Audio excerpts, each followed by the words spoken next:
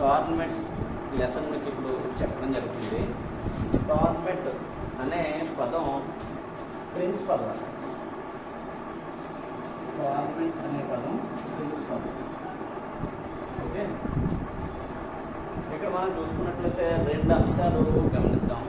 మిమ్మల్ని పోటీ అంటే ఏంటి, ఓకే, పోటీ అంటే ఏంటి, పోటీ అంటే తెలుగులో పోటీ అంటాం, అదేవిధంగా ఇంగ్లీష్లో కాంపిటీషన్ అంటాం. ఓకే, పోటీ అదేవిధంగా కాంపిటీషన్.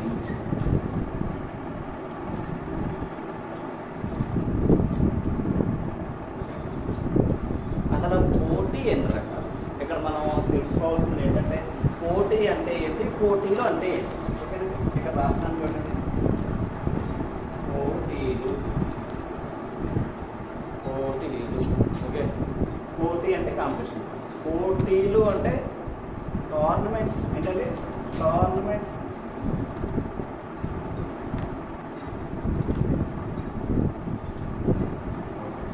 అసలు పోటీ కాంపిటీషన్ ఎన్ని రకాలు ఇప్పుడు మనం చూస్తాం.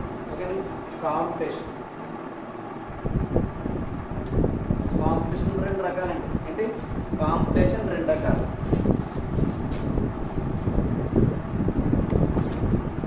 ఒకటి ప్రత్యక్ష పోటీ, రెండు పరోక్ష పోటీ. ఓకేనండి, ఇక్కడ రాస్తున్నాను చూడండి. ఒకటి ప్రత్యక్ష పోటీ,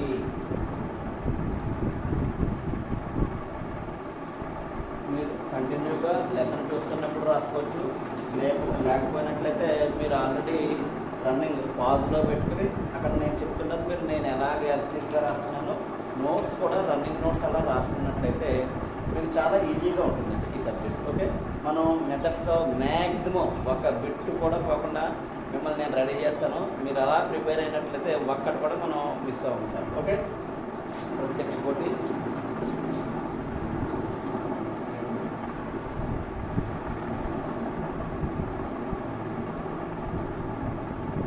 పరోక్ష పోటీ. ఈ రెండాటి కోసం ముందు మనం తెలుసుకోవాలి. ఓకే, ప్రత్యక్ష పోటీ అంటే ఏంటి, పరోక్ష పోటీ అంటే ఏంటో మనం తెలుసుకోవాలి. ఓకే, ప్రత్యక్ష పోటీ అంటే చెప్తానండి. చూడండి, 100 మీటర్స్ పరిగెడతాం. 100 మీటర్స్ పరిగెట్టేటప్పుడు నాతో పాటుగా ట్రాక్లో మిగిలిన 7 మంది అంటే ఇంక్లూడింగ్ నాతో కూడా కాంపిటీషన్ నిర్వహిస్తున్నారు అనుకోండి, దాన్ని ఏమంటామంటే ప్రత్యక్ష పోటీ అంటాం. ఒక ప్రత్యర్థికి మిగిలిన వాళ్ళు కూడా, ఒక పోటీదారుకి మిగిలిన ప్రత్యర్థులు కూడా కలిస్తే దాన్ని ప్రత్యక్ష పోటీ అంటాం. ఓకే అండి, ఇంకా చూద్దాం పరోక్ష పోటీ. పరోక్ష పోటీ అంటే ఇక్కడ ప్రత్యర్థి ఎవరు ఉంటారండి, పోటీదారుడు. ఏంటి, పోటీదారుడికి కేవలం పోటీదారుడు ఒకడు మాత్రమే పోటీలో కొనసాగడం జరుగుతుంది. అటువంటి పోటీని ఏమంటామంటే పరోక్ష పోటీ అంటాం. ఓకే, నేను చెప్పింది అర్థమైందండి. ప్రత్యక్ష పోటీ అంటే తనతో పాటు ఇతరులు కూడా తనకు పోటీదారులు అయితే దాన్ని ఏమంటాం, ప్రత్యక్ష పోటీ అంటాం. అదేవిధంగా ఇక్కడ ప్రత్యర్థులు ఎవరూ లేకుండా, ఓకేనండి, ప్రత్యర్థులు ఎవరూ లేకుండా తనకు తానే పోటీదారుడు అయితే, తనకు తానే కాంపిటేటర్ అయితే దాన్ని ఏమంటామంటే పరోక్ష పోటీ అండి. ఈ పరోక్ష పోటీ అనే కాన్సెప్ట్ లేదా పరోక్ష పోటీ అనే భావన ఏ సందర్భంలో వస్తుందో మనం గమనిస్తాం. ఓకే సార్, ఒక పోల్ వాల్ట్ ఈవెంట్ జరుగుతుంది. వరల్డ్ కప్ అనుకున్నాం. ఈ వరల్డ్ కప్ పోల్ వాల్ట్ పోటీలు జరుగుతున్నప్పుడు ఒక మీకు ఉక్రెయిన్కి చెందిన ఒక పోల్ వాల్ట్ ఉన్నారండి, సెర్గీ బుబ్కా. ఆయన వరల్డ్ రికార్డ్ విన్నర్. ఆయన పోటీ ఆయన 5.6 నేను ఉజ్జాయింపుగా చెప్తున్నానంటే ఎంత రికార్డు కాదు, 5.6 మీటర్స్ దూకి విన్నర్ ఆయనే. కానీ ఆయనకి నేను ఇంకా దూకుతాను, నా రికార్డ్ని నేనే బ్రేక్ చేస్తాను. ఏంటంటే నేను ఇంకా దూకుతాను, నేను ఇంకా దూకగలను, నా దగ్గర కెపాసిటీ ఉంది, నేను ఇంకా నా రికార్డ్ని నేనే బ్రేక్ చేసుకుంటాను అంటూ జరుగుతూ ఆ క్రమంలో జరుగుతున్న పోటీనే పరోక్ష పోటీ అంటాం. అర్థమైంది సార్? ఓకే, తనతో పాటు ప్రత్యర్థులు కూడా పోటీలో పాల్గొంటే దాన్ని ఏమంటాం? ప్రత్యక్ష పోటీ. తనకు తానే పోటీ అయినట్లయితే దాన్ని ఏమంటాం? పరోక్ష పోటీ. ఓకే సార్, ఇక్కడికి పోటీ అనేది మనకి క్లారిటీ వచ్చిందండి. పోటీ అనేది క్లారిటీ వచ్చిందా? ఇక్కడ అథ్లెట్ అథ్లాన్ కాంపిటీషన్ అనేది అథ్లాన్ అనే గ్రీక్ పదం నుండి వచ్చింది. అథ్లెట్ లేదా అథ్లాన్ అనే పదానికి అర్థం ఏంటంటే పోటీ లేదా పోటీలు. ఓకేనా, పోటీ లేదా పోటీలు. నెక్స్ట్ పోటీలకు వచ్చేద్దాం. ఇక్కడ గమనించాలి, పోటీ ఇక్కడికి వచ్చేటప్పుడు ఏం పెట్టాను మీకు? లూ యాడ్ అయింది, పోటీలు. ఓకే, పోటీలు టోర్నమెంట్. ఇక్కడ చూసుకున్నాం. టోర్నమెంట్ అంటే ఏంటి? న్యాయబద్ధంగా కాంపిటీషన్, జట్టు మధ్య పోటీలను నిర్వహించి ఒక విజేతను తీయడాన్ని, ఒక విజేతను నిర్ణయించడాన్ని ఏమంటాం మనం? టోర్నమెంట్ అంటాం. ఓకేనండి, టోర్నమెంట్. ఇక్కడ చూసుకున్నట్లయితే సాధారణంగా టోర్నమెంట్స్ 4 రకాలు. ఓకే, టోర్నమెంట్స్ 4 రకాలు.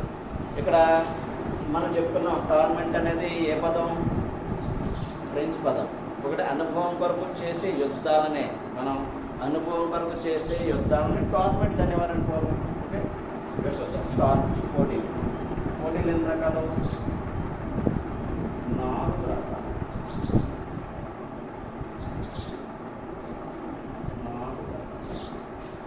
1 నాకౌట్ పోటీలు,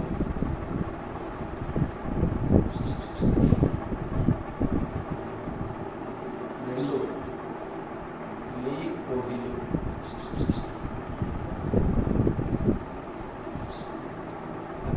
3 కాంబినేషన్ పోటీలు,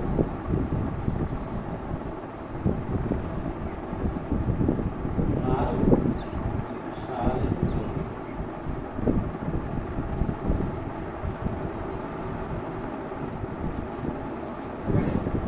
టోర్నమెంట్స్ పోటీలు ఎన్ని రకాలు అంటే మనం 4 రకాలను పెట్టాలండి.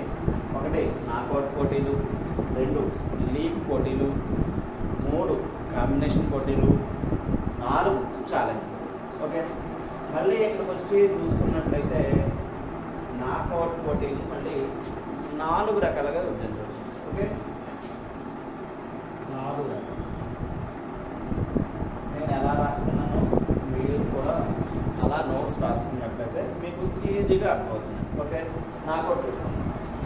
సింగిల్ నాకౌట్ పోటీలు,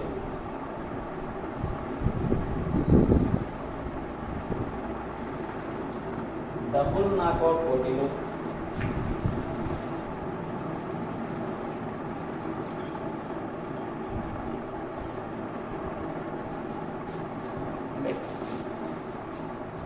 మూడు కన్సులేషన్,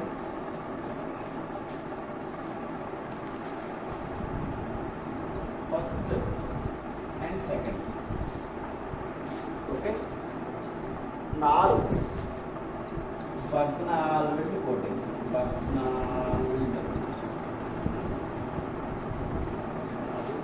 ఓకేనండి, టోర్నమెంట్స్ ఎన్ని రకాలు? 4 రకాలు. 1 నాకౌట్, 2 లీగ్, 3 కాంబినేషన్, 4 ఛాలెంజ్. అదే క్రమంలో నాకౌట్ పోటీలను మళ్ళీ ఎన్ని రకాలుగా విభజించవచ్చు? 4 రకాలుగా విభజించవచ్చు. 1 సింగిల్ నాకౌట్ పోటీలు, 2 డబుల్ నాకౌట్ పోటీలు, 3 కన్సులేషన్ పోటీలు, 4 భగ్నాలు పోటీలు. ఇక్కడ రాసిన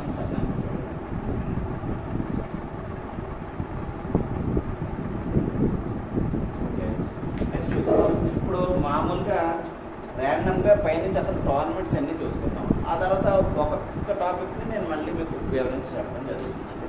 ఓకే, నెక్స్ట్ లీగ్ పోటీ. సింగిల్ లీగ్ పోటీలు,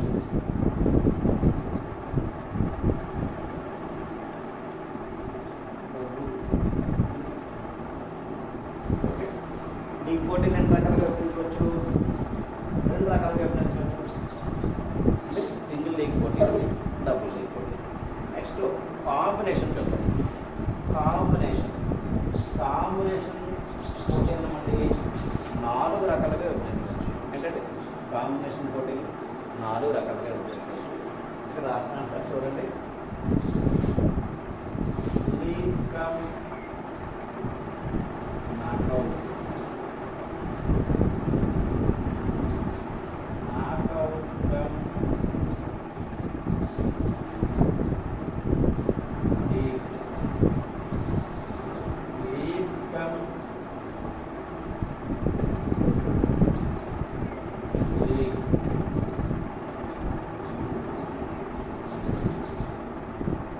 నాకౌట్ కమ్. ఓకేనండి. మీకు రేపు ఎగ్జామినేషన్ పాయింట్ ఆఫ్ వ్యూలో కాంబినేషన్ పోటీలను ఎన్ని రకాలుగా విభజించవచ్చు అని అడుగుతారు. అప్పుడు ఏం పెట్టారు సార్ ఆన్సర్? 4 రకాలుగా విభజించవచ్చు. అదేవిధంగా నాకౌట్ పోటీలను ఎన్ని రకాలుగా విభజించవచ్చు? నాకౌట్ పోటీలు ఏంటంటే 4. అదేవిధంగా టోర్నమెంట్స్ ఎన్ని రకాలు? మనకి ఎగ్జామ్లో టోర్నమెంట్స్ ఎన్ని రకాలు? టోర్నమెంట్స్ ఎన్ని రకాలు అంటే 4 రకాలు. మీకు ఐడియా వచ్చింది కదా. పోటీ ఎన్ని రకాలు? పోటీ కాంపిటీషన్, పోటీ అనేది 2 రకాలు. ఇక్కడ చూడండి, ఇక్కడ రాశాను ప్రత్యక్ష పోటీ, పరోక్ష పోటీ. అదేవిధంగా పోటీలు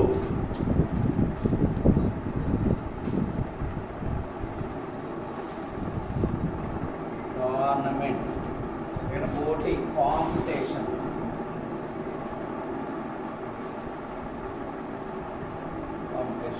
టోర్నమెంట్స్ ఏంటంటే 4.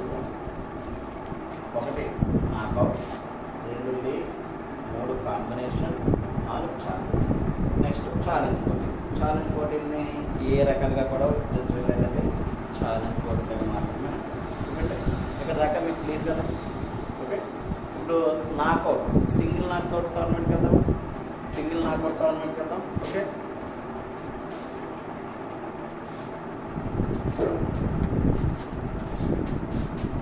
డిలీట్ చేస్తానండి ఇక్కడ.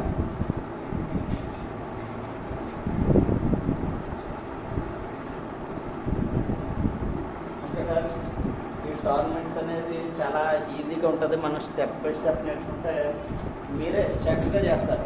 మనకి దీంట్లో ఒకటి సార్ ఒక్క బిట్ కూడా బాగుంటుంది. ఓకే, నేను ఎలా నోట్స్ రాస్తున్నాను, నేను ఎలా చెప్తున్నాను, మీరు మైండ్లో అలా పెట్టుకుంటే ఈజీగా స్కోర్ చేస్తారు. ఓకే, ఓకే సార్ పెట్టుకుందాం. నాకౌట్ టోర్నమెంట్ హెడ్డింగ్ పెట్టుకోండి.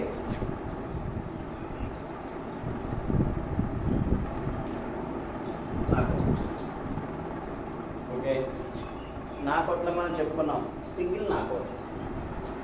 ఓకే, అసలు ఇక్కడ మనం సింగిల్ నాకౌట్ అంటే ఏంటో తెలుసుకోవాలి. ఓకేనండి, సింగిల్ నాకౌట్ పోటీలు అంటే ఏంటో తీసుకోవాలి. సింగిల్ అంటే ఒకటే, నాకౌట్ వెడలుట. ఓకేనండి, వెడలుట వెడలుట లేదా వైతెలుట. సింగిల్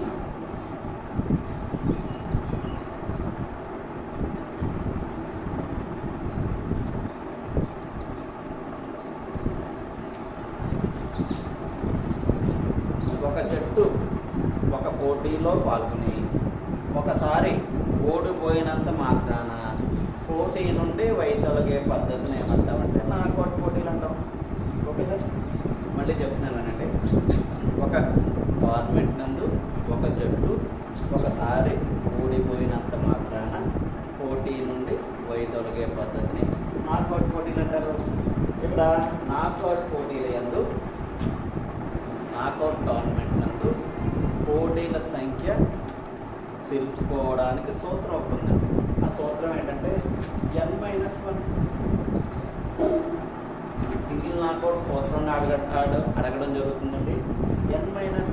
ఓకేనండి, మళ్ళీ చెప్తున్నాను. టోర్నమెంట్ నందు ఒక జట్టు ఒకసారి ఓడిపోయినంత మాత్రాన పోటీ నుండి వైదొలిగే పద్ధతిని సింగిల్ నాకౌట్ అంటారు. ఇక్కడ మనకి ఎగ్జామినేషన్లో సింగిల్ నాకౌట్ టోర్నమెంట్ నందు 10 జట్లు పాల్గొన్న జరిగే పోటీలను ఇస్తారు. ఇక్కడ చూద్దాం, ఇక్కడ సూత్రం ప్రకారం మనం అప్లై చేద్దాం. మనకి ఇక్కడ ఈ సూత్రం ఖచ్చితంగా రావాలి. ఓకే, సింగిల్ నాకౌట్ సూత్రం n-1, సింగిల్ నాకౌట్ సూత్రం n-1. ఓకే, 10 జట్లు పాల్గొన్న నాకౌట్ టోర్నమెంట్ నందు జరిగే పోటీలను ఇస్తాడండి. మనం ఏం చేస్తాం, ఇక్కడ 10 జట్లు వచ్చాయి కదా. నాకౌట్ సూత్రం ఏంటి చెప్పండి? n-1 కదా, n-1. ఈ n స్థానం అంటే ఏంటి, వచ్చింది జట్లు అని అర్థం. ఓకే, n = 10 జట్లు అని ఇచ్చాం. 10 - 1 జరిగే పోటీలు ఏంటంటే 9. ఓకే, ఇక్కడ single knockout. Okay, next double knockout. Double knockout అంటే ఒక జట్టు 2 సార్లు ఓడిపోయేదాకా, ఏంటంటే 2 సార్లు ఓడిపోయేదాకా పోటీ కొనసాగే పద్ధతిని ఏమంటాం, డబుల్ నాకౌట్ అంటాం. ఇందాకేమన్నాం, ఒక జట్టు ఒకసారి ఓడిపోతే టోర్నమెంట్ నుంచి బయటకు వెళ్ళిపోతుంది. బట్ డబుల్ నాకౌట్లో ఏమవుతుంది, ఒక జట్టు 2 సార్లు ఓడిపోయేదాకా పోటీ కొనసాగే పద్ధతిని ఏమంటామంటే డబుల్ నాకౌట్ అంటాం.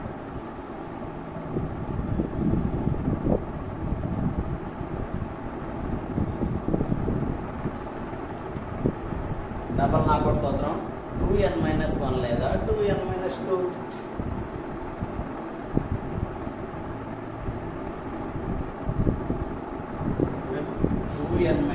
లేదా 2n-2. మనకి యాప్లో నేను దీనికి సంబంధించిన ప్రతి టాపిక్ సంబంధించిన పీడిఎఫ్ ఎగ్జామ్ మీకు నేను పంపడం జరుగుతుందండి. ఆ పీడిఎఫ్ ఎగ్జామ్ రాసి మీరు నన్ను డౌట్స్ అడిగితే ఈ పేపర్ కూడా నేను క్లారిఫై చేస్తాను సార్. ఓకే, ఈ పేపర్ సెషన్ కూడా క్లారిఫై చేస్తాను. మ్యాక్సిమం మన దగ్గర కోర్సులో వచ్చేటప్పటికి అన్ని A to Z ఈ విధంగా వివరణాత్మకంగా చెప్పడం జరుగుతుంది. అదేవిధంగా మీతో నేను ఎగ్జామ్ రాయిస్తాను. ఎగ్జామ్ రాయించిన తర్వాత కూడా దాన్ని నేను క్లారిఫై క్లాస్ కూడా పెట్టడం జరుగుతుందండి. ఓకే, ఇక్కడ వరకు క్లియర్ కదండి. అటు మనకి ఎగ్జామినేషన్లో అడేమని అడుగుతాడంటే, ఒక డబుల్ నాకౌట్ టోర్నమెంట్ నందు 10 టీములు పాల్గొన్నా జరిగే పోటీల సంఖ్య అని ఇస్తారు. ఓకే, డబుల్ నాకౌట్ టోర్నమెంట్ నందు 10 జట్లు పాల్గొన్నా, ఓకే అండి, 10 జట్లు పాల్గొన్నా జరిగే పోటీలు ఇక్కడ చూద్దాం. ఇక్కడ 10 జట్లు కదండి, 2 × n అంటే 2 × 10 - 1. ఇక్కడ చూద్దాం, 2 10 20 - 1 = 19. ఇక్కడ రెండో సూత్రం కూడా ఉంది కదండి. ఆల్రెడీ మనకి విన్నర్ డిసైడ్ అయ్యేటప్పటికి ఆల్రెడీ ఒక మ్యాచ్ ఆల్రెడీ జరిగిపోయి ఉంటుందండి దాంట్లో. కాబట్టి మీకు 2 ఆన్సర్లు ఇవ్వడం జరగదు. ఓకేనండి, మీకు 2 ఆన్సర్లు ఇవ్వడం జరగదు, కేవలం ఒక ఆన్సర్ ఇవ్వడం జరుగుతుంది. అక్కడ ఇచ్చిన ఆన్సర్ బట్టి, ఓకేనండి, అక్కడ ఇచ్చిన ఆన్సర్ బట్టి మీరు ఏ సూత్రం వేసుకోవాలి, 2n-1 వేసుకోవాలా లేదా 2n-2 వేసుకోవాలి. ఈ టైప్ బిట్స్ మనకి టెస్ట్లో ఉందా సార్, మనకి టెస్ట్లో మీకు పంపే టెస్ట్లో ఉంటుంది. ఆ టెస్ట్లో మనం చేసుకుంటాం. అదేవిధంగా నెక్స్ట్ కన్సోలేషన్ పోటీ ఓటమి మరియు రౌండ్తో, అంటే ఇక్కడ కన్సోలేషన్ ఫస్ట్ టైప్ ఉంటుంది చూసారా. ఈ కన్సోలేషన్ ఫస్ట్ టైప్లో వచ్చేటప్పటికి నెగ్గిన టీంలన్నీ ఒక దాంట్లో వేసేస్తారు, ఓడిపోయిన టీంలన్నీ ఒక దాంట్లో వేసేస్తారు. నెగ్గిన టీంలన్నింటిలో ఎవరైతే నెగ్గుతారో వారిని విన్నర్గాను, ఓడిపోయిన టీంలన్నింటిలో ఎవరైతే విన్నర్గా ఉంటారో వాళ్ళని రన్నర్గాను నిర్ధారించడం జరుగుతుంది. అదేవిధంగా కన్సోలేషన్ సెకండ్ టైప్లో ఏమవుతుందంటే ఓటమి మరియు రౌండ్తో నిమిత్తం లేకుండా జరిగే పోటీలను ఏమంటామంటే కన్సోలేషన్ సెకండ్ టైప్. సాధారణంగా మనకి సింగిల్ నాకౌట్, డబుల్ నాకౌట్ ఇక్కడ వరకే పరిమితం. Okay, consolation first and second పెద్దగా మనకి వినియోగంలో లేదు. రేపు పొద్దున్న మీకు అడిగితే ఏమిస్తారంటే కన్సోలేషన్ పోటీ అంటే ఏంటని ఇవ్వడం జరుగుతుంది. కన్సోలేషన్ ఫస్ట్ టైప్ అంటే ఏంటి, కన్సోలేషన్ సెకండ్ టైప్ ఏంటంటే ఇవ్వడం జరుగుతుంది. మీకు కన్సోలేషన్ వచ్చినప్పుడు దాని యొక్క ఫార్ములాస్ కూడా నేను చెప్పడం జరుగుతుంది. ఓకే, నెక్స్ట్ బగ్నాల్విల్ పోటీలు అంటే న్యాయబద్ధంగా మొదటి 3 స్థానాలు నిర్వహించడానికి జరిపే పోటీలను ఏమంటామంటే బగ్నాల్విల్ పోటీలు అంటాం. ఓకే, ఇక్కడ వరకు ఓకే కదండి. మనకి ఇప్పుడు సింగిల్ నాకౌట్కి వచ్చేద్దాం. టోటల్గా సింగిల్ నాకౌట్కి వచ్చేద్దాం. సింగిల్ నాకౌట్కి వచ్చేటప్పటికి ఫిక్చర్స్ వేస్తాం కదండి. ఫిక్చర్స్ వేసేటప్పుడు అసలు ఫిక్చర్స్ ఎలా వేయాలి ఈ విషయం నేను చెప్తాను మీకు. సార్ మీకు ఇంకొకటి టోర్నమెంట్లో వచ్చేటప్పుడు కానీ మీరు అక్కడ ఫిక్చర్ వేయక్కర్లేదు. బట్ ఆడిచ్చిన ఈ విధంగా సింగిల్ నాకౌట్ సూత్రం అడుగుతాడు. 10 టీములు పాల్గొంటే సింగిల్ నాకౌట్లో జరిగే పోటీలను అడుగుతాడు. ఒకటి ఇవి మాత్రం మనం ఖచ్చితంగా నేర్చుకోవాలి. మీకు ఏమి రాకపోయినప్పటికీ పర్లేదు సార్, నేనున్నాను. 0 లెవెల్ నుంచి కూడా మిమ్మల్ని పోస్ట్ కొట్టే స్థాయి దాకా తీసుకెళ్తాను. మనకి నా పర్యవేక్షణలో వందలాది మంది స్టూడెంట్స్ 2005 నుంచి ఇప్పటి వరకు కూడా ఆంధ్ర మరియు తెలంగాణలో విజయం సాధించి ఉద్యోగాలు చేసుకుంటున్నారు సార్. ఓకే, మనం మిమ్మల్ని ముందుకు తీసుకెళ్లే బాధ్యత నాది. Okay sir, continue అవుదామండి.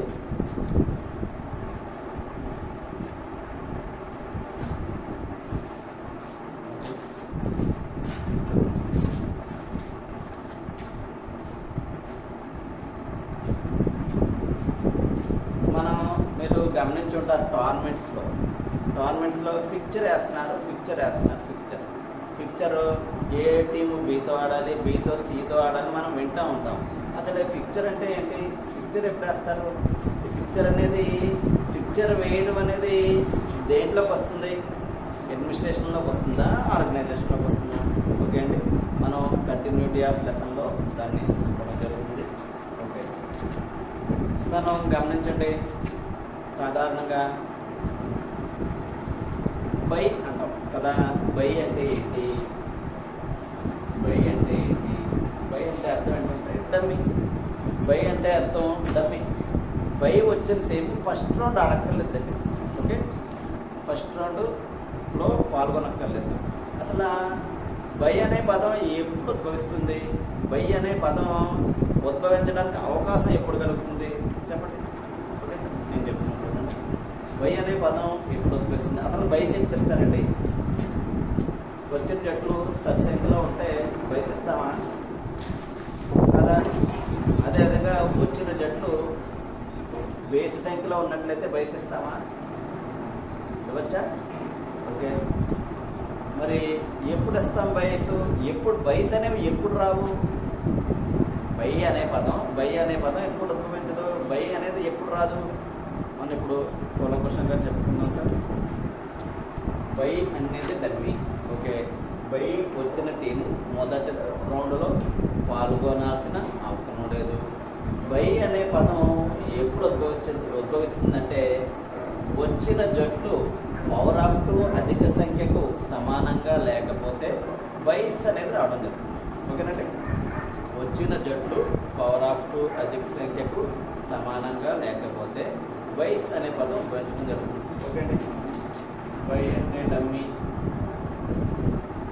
Okay, power of అధిక సంఖ్యలు చూసుకుందాం. ఏంటంటే పవర్ ఆఫ్ అధిక సంఖ్యలు ఏమున్నాయి? 4, 8, 16, 32, 64. ఇంతకు మించి అవసరం లేదు సార్. యాక్చువల్గా 32 సరిపోతుంది. ఇంతకు మించి అడెప్పుడు ఇవ్వడం జరగడం లేదు. ఓకే, ఈ టీములు కానీ వచ్చినట్లయితే గమనించండి, బైస్ అనేవి ఉండవు. వచ్చిన జట్లు పవర్ ఆఫ్ 2 అధిక సంఖ్యకు సమానంగా ఉన్నట్లయితే బైస్ అనేవి రావు. మరి బైస్ ఎప్పుడు వస్తాయి? జట్లు సరి సంఖ్యలో ఉన్నట్లయితే, వచ్చిన జట్లు సరి సంఖ్యలో ఉన్నట్లయితే, అది కూడా పవర్ ఆఫ్ 2 అధిక సంఖ్యకు సమానంగా లేకపోతే మాత్రమే. ఇవి కూడా సరి సంఖ్యలే కదండి, 2తో భాగించబడే సంఖ్యలు సరి సంఖ్యలు అంటారు. ఓకే, పవర్ ఆఫ్ 2 అధిక సంఖ్యకు సమానంగా లేకుండా సరి సంఖ్యలు అయినప్పటికీ బైస్ అనేవి వస్తాయి. ఓకే, నెక్స్ట్ ఇంకో క్లారిటీ, బేసి సంఖ్యలు అయితే బైస్ వస్తాయా రావా? ఏంటంటే బేసి సంఖ్యలు అయితే బైస్ వస్తాయా రావా? వస్తాయి. బేసి సంఖ్యలైనా సరి సంఖ్యలైనా బైస్ వస్తాయి. ఎప్పుడు రావండి? పవర్ ఆఫ్ 2 అధిక సంఖ్యకు సమానంగా ఉంటే మాత్రమే బైస్ రావు. ఓకే, ఓకేనండి, ఇక్కడ క్లారిటీ కదా. నెక్స్ట్ బైస్ వేసేటప్పుడు మనం ఏ సూత్రాలు పాటించాలి పోదాం. ఇది చెప్పచ్చు కదండి. ఓకే,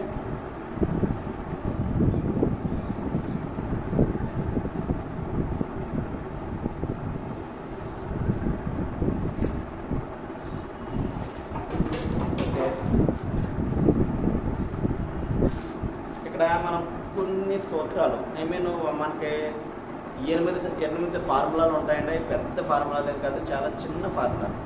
వీటిని 5వ తరగతి పిల్లలు కూడా చేసేస్తారు. మనం కూడా మళ్ళీ మీకు ఇవన్నీ వచ్చినాయే, మళ్ళీ జస్ట్ ఇంకొకసారి రికాల్ చేస్తాం. ఓకే,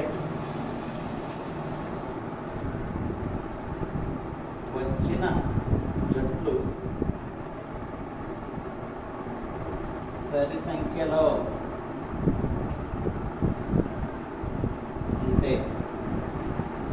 ఇక్కడ మనం గమనించుకోవాలి, సరి సంఖ్యలో ఉన్నాయా బేస్ సంఖ్యలో ఉన్నాయా, ఓకే, సరి సంఖ్యలో ఉన్నాయా బేస్ సంఖ్యలో ఉన్నాయా. వచ్చిన జట్లు సరి సంఖ్యలో ఉంటే ఒక ఫార్ములా ఉంటుంది, అదేవిధంగా వచ్చిన జట్లు బేసి సంఖ్యలో ఉంటే ఒక ఫార్ములా ఉంటుంది, ఓకేనండి. Number of teams by 2, number of teams by 2, రెండు అర్ధ భాగాలు చేయడానికి చూద్దాం, ఓకే. అర్ధ భాగాలు, రెండు అర్ధ భాగాలు. దీన్ని ఏమంటామంటే ఇక్కడ రాస్తున్నానండి, అప్పర్ హాఫ్, అదేవిధంగా లోయర్ హాఫ్. మనకి మీకు రేపు పొద్దున ఎగ్జామినేషన్ ఎలా అడుగుతారంటే, వచ్చిన జట్లు సరి సంఖ్యలో ఉన్నట్లయితే పై అర్ధ భాగం విభజించడానికి సూత్రం నెంబర్ ఆఫ్ టీమ్స్ బై 2. వచ్చిన జట్లు సరి సంఖ్యలో ఉంటే కింది అర్ధ భాగం విభజించడానికి సూత్రం నెంబర్ ఆఫ్ టీమ్స్ బై 2. ఓకేనండి, ఇక్కడ క్లారిఫై, ఓకే. అదేవిధంగా ఇక్కడ కూడా మీకు ఇంకొక ఫార్ములా వస్తుంది, బైస్. వచ్చిన జట్లు సరి సంఖ్యలో ఉన్నట్లయితే పై అర్ధ భాగాన్ని విభజించడానికి సూత్రం నెంబర్ ఆఫ్ బైస్ బై 2, ఇక్కడ అప్పర్ హాఫ్. అదేవిధంగా వచ్చిన జట్లు సరి సంఖ్యలో ఉన్నట్లయితే బైస్ కింది అర్ధ భాగం విభజించడానికి సూత్రం నెంబర్ ఆఫ్ బైస్ బై 2, లోయర్ హాఫ్. ఈ 4 సూత్రాలు మనకి ఖచ్చితంగా రావాలండి, ఓకే. రాసుకోండి సార్. ఇది ఇలాగ నేను ఎలా రాశాను, ఇది అర్ధ భాగాలు చేయడానికి సూత్రం ఏంటి, number of teams by 2, upper half. అదేవిధంగా కింది అర్ధ భాగం చేయడానికి సూత్రం number of teams by 2, lower half. ఆటోమేటిక్గా ఇది వచ్చేసారు. నేను చిన్న ఎగ్జాంపుల్ చెప్తున్నానండి, ఓకే. 8 టీములు పాల్గొన్నాయి,